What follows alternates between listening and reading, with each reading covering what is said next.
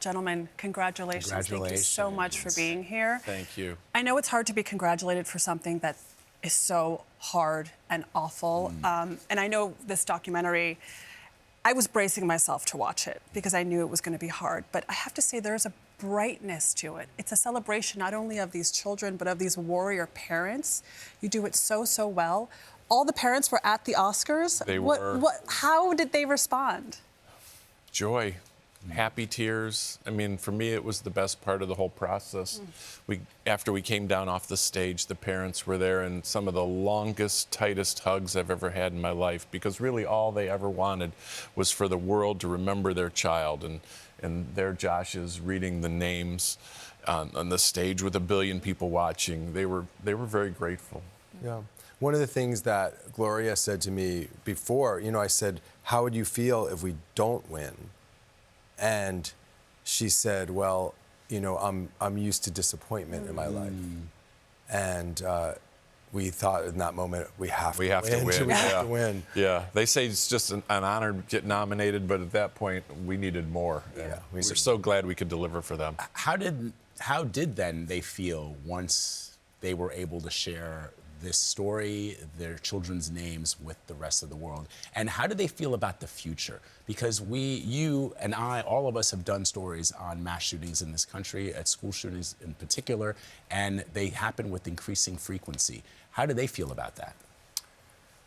Well, I think that they described it as bittersweet and amazing, the moment. And what they said was, this is the beginning. This is where the work starts. And I think all the parents who were with us, there were 8 parents with us, plus siblings. I mean, I don't know, there must have been 20 people from all the families with us, which was amazing. But they want people to come together and join them in doing the work to try to create change. Yeah, I mean, I was watching the ceremony with my husband, and the moment when Gloria spoke, I mean, I felt myself tearing up. I think it was just such a wonderful idea to have her on stage in that moment. How did you decide exactly, what she was going to say? How did that all come together? Because, it was so poignant. Well, what we realized is that, a lot of people maybe haven't seen the film yet, which is on Netflix. They haven't seen all the empty rooms, and we wanted to make sure that people understood what it was about, and we wanted to have this moment be an extension of the message of the film, which is these parents sharing their story of their child and letting the world know what it's like to have an empty bedroom because of gun violence. And so that we just decided we need to have one of the parents speak. And the other reason we did it is we knew that they would not play her off, where they usually play people off. That's the strategy. Very smart. Yeah. You end the documentary, Steve, you say, I wish that we could transport all Americans to sit in one of these rooms for just a few minutes. If they did, we would be a different America. And that echoes what Gloria said on stage. As someone who's been in these rooms, what would people feel? You do feel it when you're watching the documentary, but being there yourself, what do you think we would feel if we could all have that experience? I think if we all had that experience, we would put our differences aside and we'd get together and we'd start coming up with some kind of solution.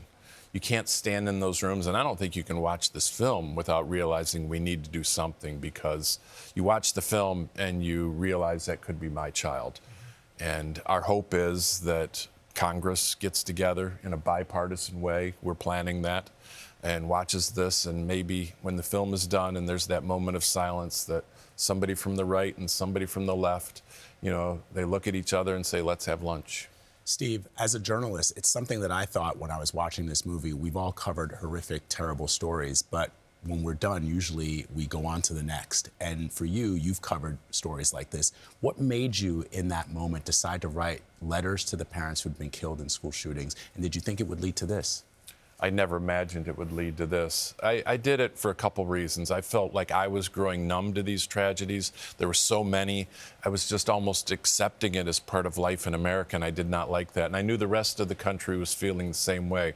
So I thought, what could I possibly do as a journalist to shake people out of that? And that's how the project was born. It really does do that because it's a story we've heard too many times, but you guys find a way to create this new entry point, a different angle that we can all relate to. We, people have kids, we all grew up, had our bedrooms, and those are sacred spaces, and now they're frozen in time in a way that is just so powerful. Steve Hartman, Josh Seftel, thank you so much. Congratulations. Thank you. All the Empty Rooms is streaming right now on Netflix. Please watch it. We'll be right back.